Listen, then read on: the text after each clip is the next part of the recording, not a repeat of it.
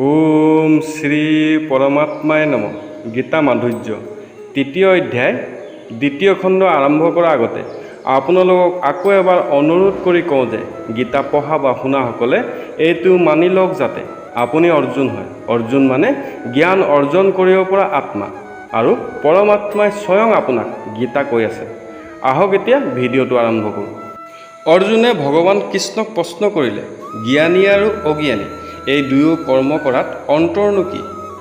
মহাবাহু অৰ্জুন, সমস্ত কৰ্ম সকলো প্ৰকাৰে প্ৰকৃতিৰ গুণবোৰৰ দ্বাৰাই কৰা হৈ থাকে, কিন্তু অহংকাৰেৰে মোহিত অন্তৰকৰণৰ অজ্ঞানী মানুহে ভাবি লয় যে ময়ে কৰ্তা। কিন্তু গুণ বিভাগ আৰু কৰ্ম বিভাগৰ তত্ত্ব জনা জ্ঞানী মহাপুৰুষে জানে যে সম্পূৰ্ণ গুণহে গুণবোৰৰ ভিতৰত বৰ্তি আছে, অৰ্থাৎ সকলো ক্ৰিয়া প্ৰকৃতিৰ মাজতে হৈ আছে, আৰু এনে উপলব্ধি হোৱাৰ ফলত তেওঁলোক আহত নহয়। আপোনাৰ ওপৰত যিমানখিনি দায়িত্বভাৰ আছে সিমানখিনি দায়িত্বভাৰ জ্ঞানী মহাপুৰুষসকলৰ ওপৰতো থাকেনে?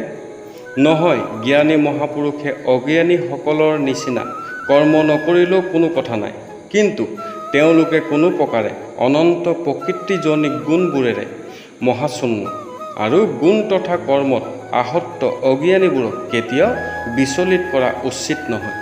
কিন্তু ভগৱান, মই যে বিচলিত হৈ পৰোঁ, কি কৰিম? অৰ্জুন, বিবেক সম্পূৰ্ণ বুদ্ধিৰে সকলো কৰ্মক মুখে সমৰ্পণ কৰি কামনা, মমতা আৰু সন্তাপ ৰহিত হৈ তুমি যুদ্ধ কৰ্তব্য কৰ্ম কৰাহি।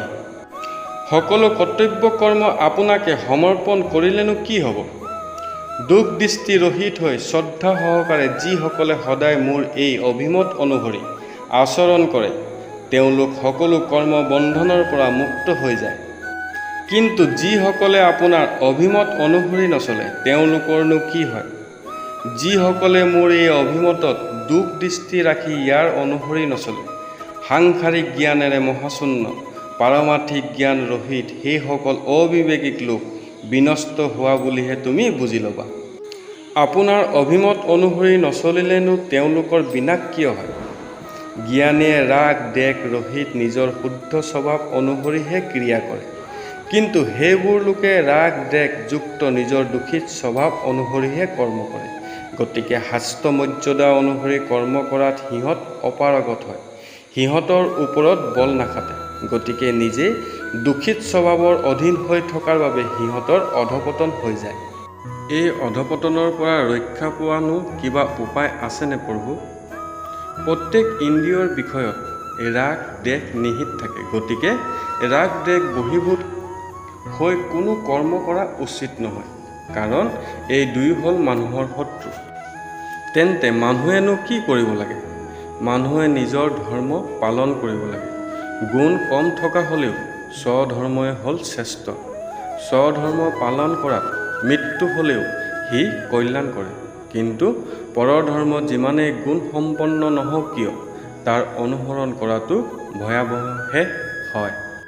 অৰ্জুনে প্ৰশ্ন কৰিলে, স্বধৰ্ম পালনহে যেতিয়া শ্ৰেষ্ঠ, তেন্তে মানুহে কৰিবলৈ ইচ্ছা নকৰা সত্ত্বেও কাৰ দ্বাৰা পৰিচালিত বা পীড়িত হৈ অধৰ্ম পাপৰ আচৰণ কৰে? ভগৱানে ক'লে, অৰ্জুন, তুমি জানি লোৱা যে ৰজগুণেৰে উপজা কামহে পাপ কৰ্ম কৰোৱায়। এই কামৰ পৰাহে ক্ৰোধ উপজে। এই কাম কেতিয়াও পৰিতৃপ্ত নোহোৱা আৰু মহাপাপী। এই মহাপাপী কামেনো কি কৰে? যেনেকৈ ধোঁৱাই জুইক, মলিয়ে দাপোনক আৰু গৰ্ভৰ ছালে গৰ্ভক ঢাকি পেলায়, তেনেকৈ এই কামো পাপ নকৰা ইচ্ছা হেঁচা মাৰি মানুহক পাপত নিয়োজিত কৰে। কুন্তী নন্দন, জুইৰ নিচিনা এই কামো কেতিয়াও পৰিতৃপ্ত নহয়, আৰু ই বিবেক সম্পন্ন সাধকৰ নিত্য বৈৰী। এই কামৰ দ্বাৰাই মানুহৰ বিবেকো ঢাক খাই যায়। এনে যি কাম সিনো বাৰু থাকে ক'ত? সেই কাম ইন্দ্ৰিয়, মন, বুদ্ধি এই তিনিও স্থানত থাকে, আৰু এইবোৰৰ জৰিয়তে দেহাভিমানী মানুহৰ জ্ঞানক আবৃত কৰি তাক মহাশূন্য কৰি পেলায়। তেনে কামকনো নষ্ট কেনেকৈ কৰিব পাৰি? ভৰতবংশীসকলৰ মাজত শ্ৰেষ্ঠ অৰ্জুন, ইন্দ্ৰিয়ক বশীভূত কৰিব পাৰিলেহে কামক বিনাশ কৰিব পাৰি। তুমি সৰ্বপ্ৰথমে ইন্দ্ৰিয়বোৰক বশীভূত কৰি জ্ঞান বিজ্ঞানক আবৃত কৰি ৰখা এই মহাপাপী কামক অৱশ্যে বিনাশ কৰি পেলোৱা। প্ৰভু, আপুনি কোৱা উপায়ক কাৰ্যনো কেনেকৈ কৰিব পৰা যায়?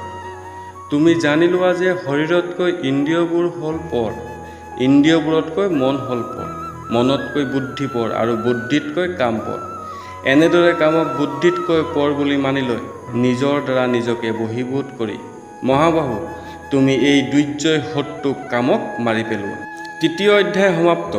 ইয়াৰ পৰৱৰ্তী ভিডিঅ'ত চতুৰ্থ অধ্যায় লৈ অহা প্ৰতিশ্ৰুতিৰে আজিলৈ আহিলোঁ। ধন্যবাদ।